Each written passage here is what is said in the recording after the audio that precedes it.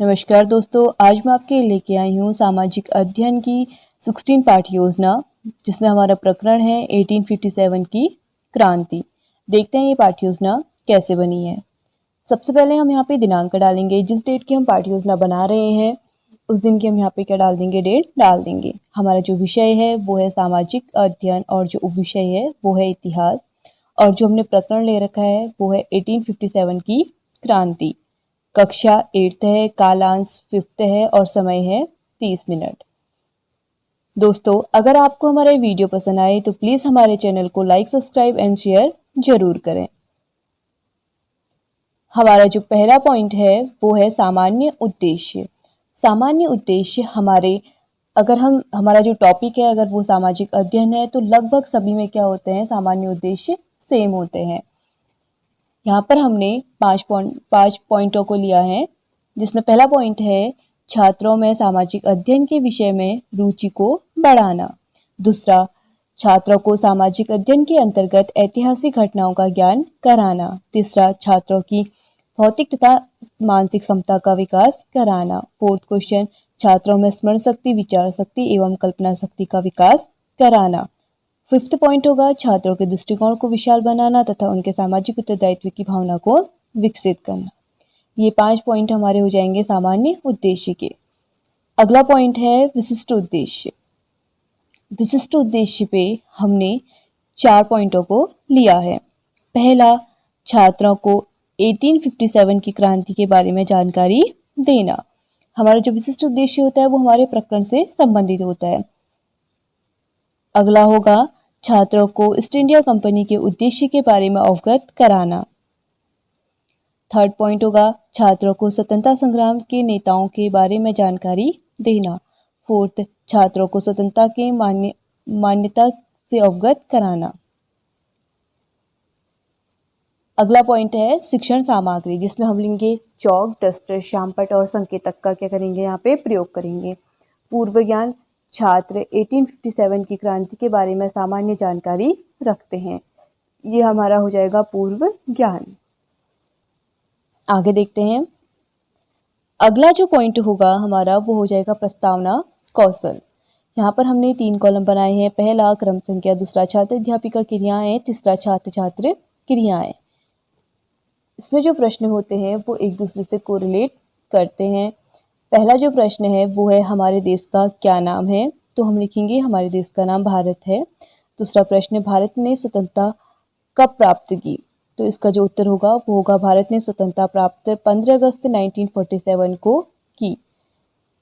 Third question, 15 अगस्त 1947 से पूर्व भारत में किसका शासन था। आंसर लिखेंगे 15 अगस्त 1947 से पूर्व भारत में अंग्रेजों का शासन था। फोर्थ क्वेश्चन होगा अंग्रेजी शासन को समाप्त करने के लिए भारतीयों ने क्या किया। उत्तर लिखेंगे अंग्रेजी शासन को समाप्त करने के लिए क्रांति स्वतंत्रता आंदोलन किए। फिफ्थ क्वेश्चन होगा प्रथम स्वतंत्रता आंदोलन 1857 की क्रांति के बारे में आप क्या जानते हैं। ये प्रश्न हो जाएगा हमारा समस्यात्मक प्रश्न। अगला जो पॉइंट होगा वो होगा उद्देश्य कथन, जिसमें लिखेंगे छात्रों, आज हम 1857 की प्रथम स्वतंत्रता संग्राम के विषय में विस्तार पूर्वक अध्ययन करेंगे। अगला जो पॉइंट होगा वो होगा हमारा प्रस्तुतिकरण। प्रस्तुतिकरण में हमने 8 कॉलम बनाए हैं। पहला है शिक्षण बिंदु, दूसरा है शिक्षण उद्देश्य, तीसरा है छात्र अध्यापिका क्रियाएं, फोर्थ है छात्र छात्र क्रियाएं, फिफ्थ है विधि प्रविधि और सिक्स है सहायक सामग्री और सेवंथ है श्यामपट्ट कार्य और 8 है मूल्यांकन। तो शिक्षण उद्देश्य पे लिखेंगे ज्ञान, जिस पे लिखेंगे छात्र 1857 के प्रथम स्वतंत्रता संग्राम के विषय में ज्ञान प्राप्त कर सकेंगे। छात्र अध्यापिका क्रिया पे लिखेंगे विकासात्मक प्रश्न। पहला प्रश्न, अंग्रेज हमारे देश में किस रूप में आए थे, तो छात्र छात्र क्रिया पे इसका उत्तर लिखेंगे अंग्रेज भारत में व्यापार के रूप में आए थे। दूसरा प्रश्न, व्यापार करने के लिए इन्होंने कौन सी कंपनी की स्थापना करी, इसका जो उत्तर होगा वो होगा व्यापार करने के लिए इन्होंने ईस्ट इंडिया कंपनी की स्थापना की। तीसरा प्रश्न, ईस्ट इंडिया कंपनी भारत में किस उद्देश्य से आई थी, इसका जो उत्तर होगा वो होगा स्पष्ट उत्तर। और हमने यहाँ पर जो विधि प्रविधि यूज कर रखी है वो है प्रश्नोत्तर विधि। तो हमारा पहला शिक्षण बिंदु हो जाएगा ईस्ट इंडिया कंपनी का भारत आने का उद्देश्य। ये क्या हो जाएगा, हमारा पहला शिक्षण बिंदु हो जाएगा। शिक्षण उद्देश्य में लिखेंगे अवबोध, जिसमें लिखेंगे छात्र ईस्ट इंडिया कंपनी के बारे में व्याख्या कर सकेगी। छात्र अध्यापिका क्रिया पे लिखेंगे छात्र अध्यापिका कथन। प्रारंभ में ईस्ट इंडिया कंपनी भारत में व्यापार के उद्देश्य से आई थी, परंतु थोड़े समय अपने इस उद्देश्य के साथ साथ एक और उद्देश्य भी बना लिया। यह भारत में अपना साम्राज्य स्थापित करना चाहते थे। इस उद्देश्य की प्राप्ति के लिए अंग्रेजों के अत्याचारों की सीमा ना रही। छात्र छात्र क्रिया पे लिखेंगे छात्र अध्यापिका कथन को छात्र ध्यान पूर्वक सुनेंगे तथा महत्वपूर्ण बिंदुओं को अपनी उत्तर पुस्तिका पे लिखेंगे। यहाँ पे जो विधि प्रविधि यूज हुई है वो है व्याख्यान विधि। शामपट कार्य, शामपट कार्य पर हमने क्या कर रखा है, एक शामपट के एक लघु प्रतिरूप को यहाँ पर लगा रखा है, जिसपे हमने दिनांक, विषय, उपविषय, प्रकरण, कक्षा, कालांश और समय सब लिखा हुआ है। उसके बाद हमने पॉइंट लिखा है प्रारंभ में ईस्ट इंडिया कंपनी भारत में व्यापार के उद्देश्य से आई थी। दूसरा पॉइंट, अंग्रेजों ने व्यापार करने के लिए ईस्ट इंडिया कंपनी की स्थापना की। मूल्यांकन प्रश्न हो जाएगा भारत में ईस्ट इंडिया कंपनी क्या करने आई थी। ये क्या हो जाएगा, हमारा मूल्यांकन प्रश्न हो जाएगा। हमारा जब एक शिक्षण बिंदु कंप्लीट होता है तो हमारा एक जो प्रश्न होता है वो क्या होता है, मूल्यांकन प्रश्न होता है। आगे देखते हैं। आगे शिक्षण उद्देश्य पे लिखेंगे अनुप्रयोग, जिस पे लिखेंगे छात्र ईस्ट इंडिया कंपनी के बारे में अन्य लोगों को बता सकेंगे। छात्र अध्यापिका क्रिया पे लिखेंगे विकासात्मक प्रश्न। पहला प्रश्न, अंग्रेज भारत में किस उद्देश्य से आए थे। छात्र छात्र क्रिया पे लिखेंगे अंग्रेज भारत में व्यापार के उद्देश्य से आए थे। दूसरा प्रश्न, सैनिकों ने कारतूस में क्या प्रयोग किया था। तो इसका उत्तर होगा सैनिकों ने कारतूस में चर्बी का प्रयोग किया। थर्ड क्वेश्चन हो जाएगा किसके कारण हिंदू और मुस्लिम में युद्ध हुआ। इसका जो उत्तर होगा वो होगा स्पष्ट उत्तर। विधि प्रविधि जो होगी वो होगी प्रश्नोत्तर विधि।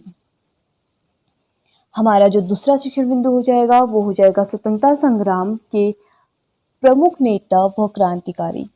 शिक्षण उद्देश्य पे लिखेंगे कौशल। छात्र स्वतंत्रता संग्राम में भाग लेने वाले क्रांतिकारियों को पहचानने का कौशल प्राप्त कर सकेंगे।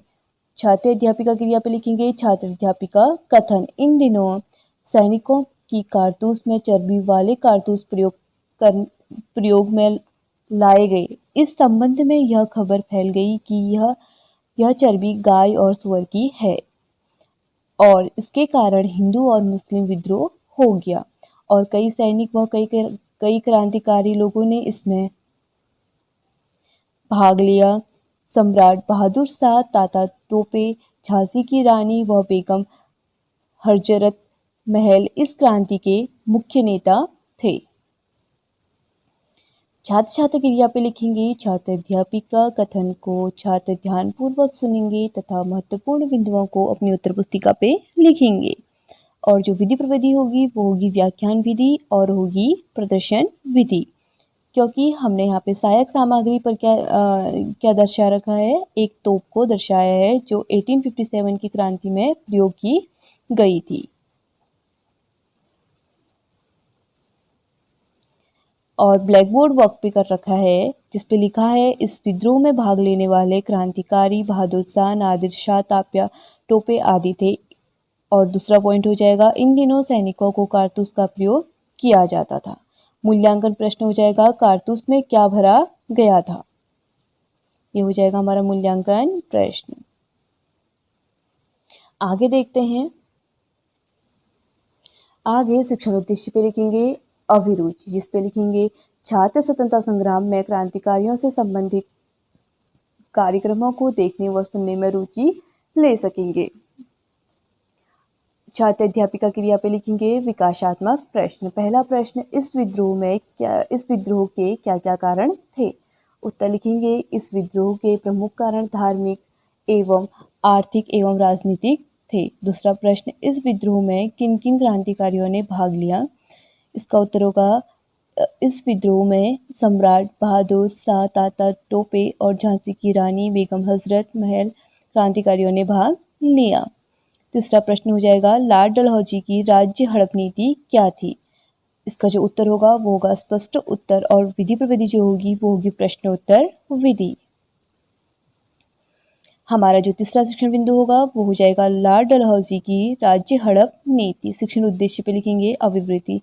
छात्र लॉर्ड डलहौजी की नीति के विषय में वैज्ञानिक दृष्टिकोण विकसित करना। छात्र अध्यापिका कथन पे लिखेंगे इस आंदोलन के कई कारण हो सकते थे, परंतु इस विद्रोह के कारणों को 4 भागों में बांटा जा सकता है। पहला, राजनीतिक कारण। लॉर्ड डलहौजी ने राज्य हड़प नीति ने सारे देश के राजाओं और नवाबों को अशांति फैला रखी थी।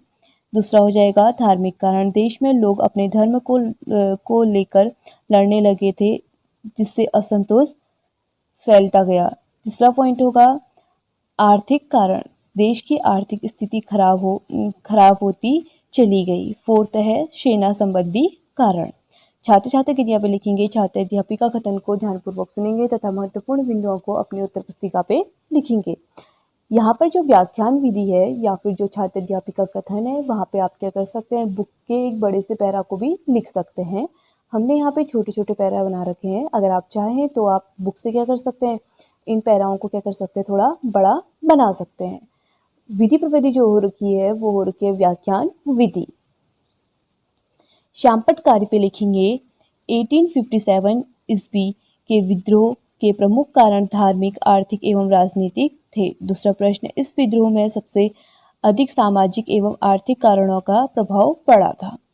मूल्यांकन प्रश्न हो जाएगा, किसकी नीति ने सारे देश के राजाओं और नवाबों में अशांति फैल गई थी?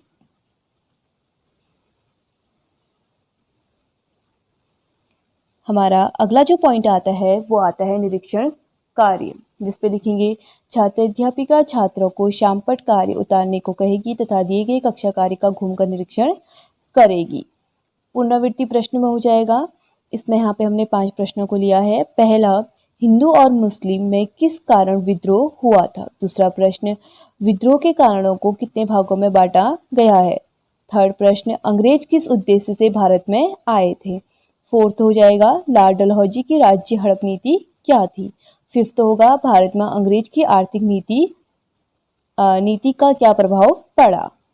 हमारा जो लास्ट पॉइंट होगा वो होगा गृह कार्य, जहां पर हमने 2 प्रश्नों को लिया है। पहला है 1857 की क्रांति के कारणों को स्पष्ट कीजिए। दूसरा, भारत पर अंग्रेजों की धार्मिक नीति का क्या प्रभाव पड़ा?